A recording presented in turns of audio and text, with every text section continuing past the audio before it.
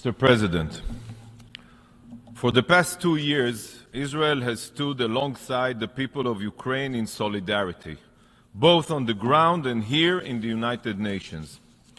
This is the moral thing to do, especially as a country that knows exactly how it feels to be aggressively invaded, to have our towns and cities attacked, and for our civilians to be the targets of indiscriminate missile fire. The State of Israel has always and will continue to remain committed to Ukraine's sovereignty and territorial integrity. Distinguished representatives, Israel has shown its support for Ukraine not only through words, but also through actions. Israel sent more than 100 tons of humanitarian equipment to our Ukrainian allies within 1 week of the Russians' invasion. We also established a field hospital within Ukraine's border, which treated over 7,000 injured. Hundreds of Ukrainian patients have also been treated in hospitals and rehabilitation centers across Israel. From rehabilitation programs to post-traumatic therapy, Ukrainians have received the best possible care that Israel has to offer. Israel is also working to provide Ukraine with early warning systems to save civilian lives from Russia's indiscriminate missile and drone attacks. We were forced to develop an expertise in this field, and we are happy to share our capabilities with our Ukrainian friends in need. Colleagues, 2 years ago, Russia, with disdain for its neighbors' sovereignty and territorial integrity, invaded Ukraine, causing tragic loss of human life and immense damage to civilian infrastructure. 143 days ago, the brutal terror organization of Hamas, in utter violation of international law and also complete disdain for Israel's sovereignty, invaded the Jewish state, murdering, raping, and destroying anything they could lay their hands on.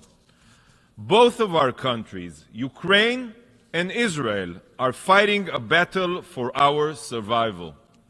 We are now living in an era during which forces of instability act with impunity. International law be damned, morality be damned, and peace and security be damned. But today, not only do these forces use military power or terror, but they have another tool. They have converted the UN and its bodies into a weapon against freedom and liberty. This is what the UN has become. Today, the Security Council cannot fulfill its basic mandate to defend sovereign states from invasion or even condemn violence. Whether it comes to combating the aggression that Ukraine defends itself against or the terror that Israel defends itself against. The Security Council is paralyzed in the face of violence, and the entire UN system is being held hostage by political interests. The UN system is being held hostage by political interests. For purely political reasons, neither the Security Council nor this body has condemned Hamas or its massacre. The audacity of those who invade others and attack civilians to baselessly lecture the law-abiding democracy of Israel on international law is the perfect example of how destructive this institution has become. Listen to this. This week, Russia will be hosting a Hamas delegation in Moscow, and not for the first time. Russia is one of the only places outside of the Middle East where Hamas terrorists and Houthi jihadists are given the red carpet treatment, even after October 7th. Russia is hosting those who are responsible for intentionally murdering babies, raping women, and burning families alive. But this meeting in Moscow is a result of something more broad, more dangerous. Russia is now deepening its ties with global forces of destabilization. It is no secret that Hamas is merely one tentacle of Iran's terror armies. This horde of death and destruction includes Hezbollah, the Houthis, Palestinian Islamic Jihad, and other terror organizations. They are funded, they are trained, they are armed and directed by Iran. Iran is responsible for the attacks on American service members. Iran is behind the Houthis' attacks on maritime trade, and it is Iran who supplies Russia with the drones that are attacking Ukrainian civilians. As we sit here now, focusing on words and not actions, an alliance is being strengthened and the international community stands idle.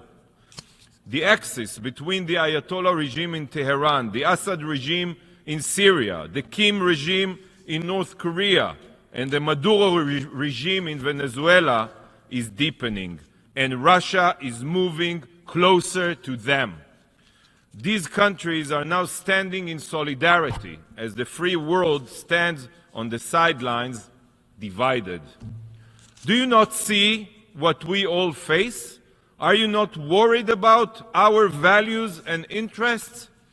If the UN cannot do anything to prevent aggression, then there is no longer any justification for this organization to exist. If this body is incapable of standing up to violent attacks, yet demonizes those combating the threat posed to all of us, then the UN has lost all legitimacy. Ambassador Kislitsia, Israel will continue to stand by Ukraine. We have both experienced an invasion. We have both experienced brutalities. We will forever bear these scars. Yet, if inaction continues to be the modus operandi of this organization, every other member of the free world will eventually bear these scars too. We, Israel and Ukraine, are the canaries in the coal mine. To the rest of the free world, I say, wake up! Wake up! Thank you, Mr. President.